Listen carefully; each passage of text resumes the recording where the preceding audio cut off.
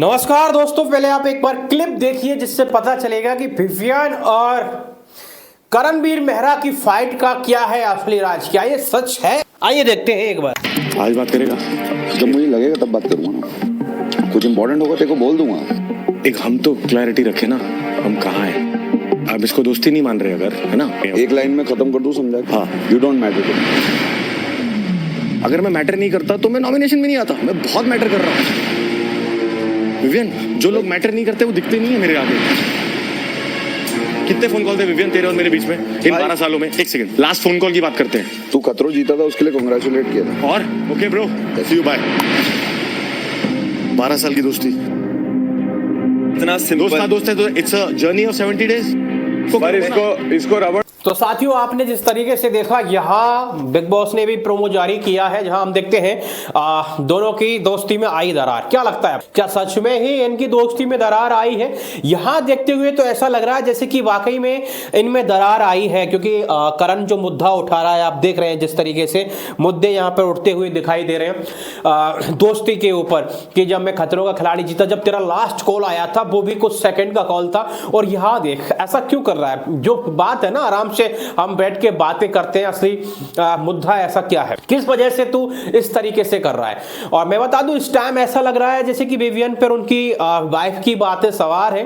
Nora लाली जी आती हैं, जिस तरीके से वो बातें कह जाती हैं और करण के विपरीत भड़का के जाती हैं, ऐसा हमें यहां दिखाया जा रहा है। लेकिन साथियों, सच मुझे कुछ और ही लग रहा है। मैं बता दूं साथियों, पहले मुद्दा क्या था, अविनाश ने जो उठाया था, करण, विवियन और शिल्पा जी का जो मुद्दा था, आपस में तीनों लोग कर रहे थे, काफी बड़े हिसाब से चल रहा था उनका, और सबसे ज्यादा उनके व्यू, सबसे ज्यादा लोगों का अटेंशन उन्हें मिल रहा था इस चीज का। आपने जिस तरीके से देखा होगा, बिग बॉस भी सबसे ज्यादा सलमान खान आते थे, यही मुद्दा उठाते थे और यही मुद्दा चल रहा था।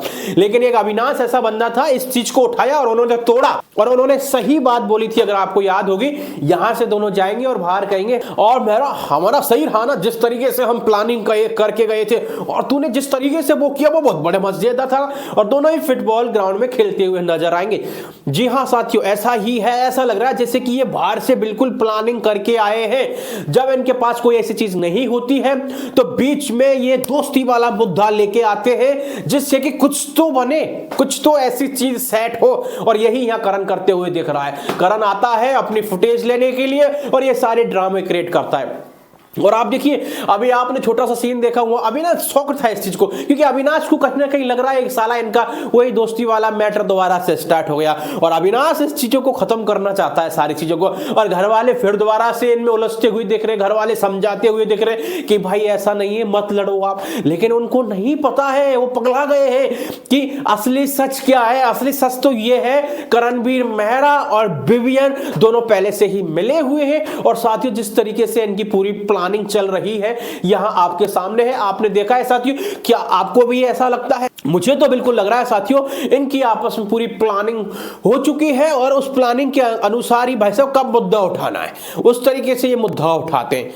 नहीं, दोस्ती वाली का अब मुझे बताइए वो चीज यहां निकल के क्या आ रही? जब वहां हम अगर देखें तो विवियन ने पहले क्लियर कर दिया नॉमिनेशन के टाइम पे, करणवीर मेहरा तू मेरा दोस्त नहीं है, कभी भी इस गलत फहमी में मत रहना। ये सारी चीजें क्लियर है, कई बार ये चीजें हुई हैं, लेकिन इनको तो मुद्दा उठाना है बार बार भाई, क्योंकि इनको फुटेज लेनी है, कैसे भी करके कोई तो नैरेटिव सेट करना है घर के अंदर, घर वालों को उलझाए रखना है, चूतिया बनाना है। बस वही यहाँ चूतिया पर काटा जा रहा है घर वालों के साथ।